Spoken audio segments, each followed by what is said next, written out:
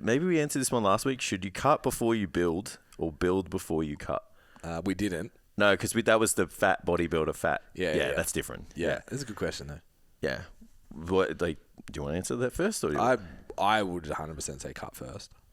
Yeah, I would. Look, it depends on how fat you are, and I mean that respectfully. Again, this is coach language, bodybuilder coach language. Your level of body fat. Yeah, so if you have... Because when you build...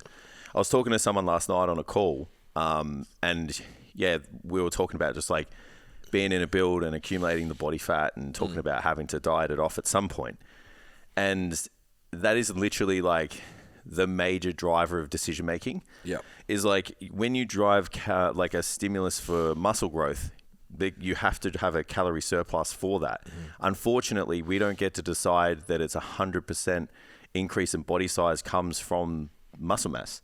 So there has to be accumulation of body fat at the same time.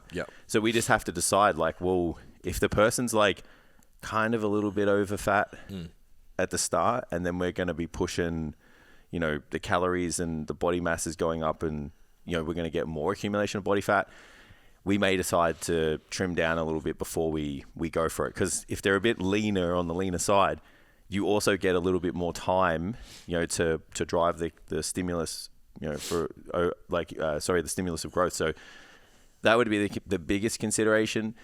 The only caveat to that is that some people feel better at a body fat that is maybe a little bit higher than others. And you've got to think that if your performance is great, your mental clarity is great, like your day-to-day, kind of vigor is where it needs to be, and that is at a high level of body fat, I would argue you would put more muscle on, in that period. You maybe just need to shorten the duration of, pushing the body size up. Yeah. And just like do the thing we spoke about last week with like maybe an 8 to 10 week push with like a 4 to 6 week mini cut. Do you think just people lean on that though? What do you mean? Like, nah, but I feel better here.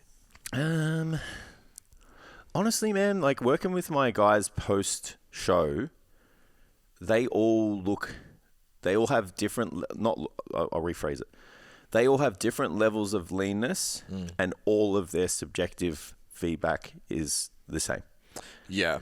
Yeah, so step out of the competitor mindset. But that's the best example as well. Yeah, but I feel like there's lifters that'll be like, I just feel pretty good at 15%. But the tough part of that is like I would never ask someone who I'm starting to work with. I would just make the decision for them. So yeah that's a tough thing. Yeah. Because I wouldn't sit there and be like, well, tell me when you feel like when you feel at your best, because like it's a bit of a cop out. Like they'll I also ask people, because I get it. If you're an advanced trainer and you can make that decision yourself and actually know where you feel good, I think you can do that.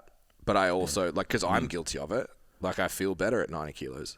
I'm fat. Yeah, but I feel better at 90 kilos. But you might train better at 90 kilos. That's the thing. And like from a strength goal perspective, I think definitely. Yeah, I think everyone will have a body size and a body fat level where they feel the most protected to work hard. Yeah. Because like I don't feel safe. I don't feel made to fucking like I don't feel robust, I guess is the best description. Yeah. My feet hurt when I wear the wrong shoes. Yeah.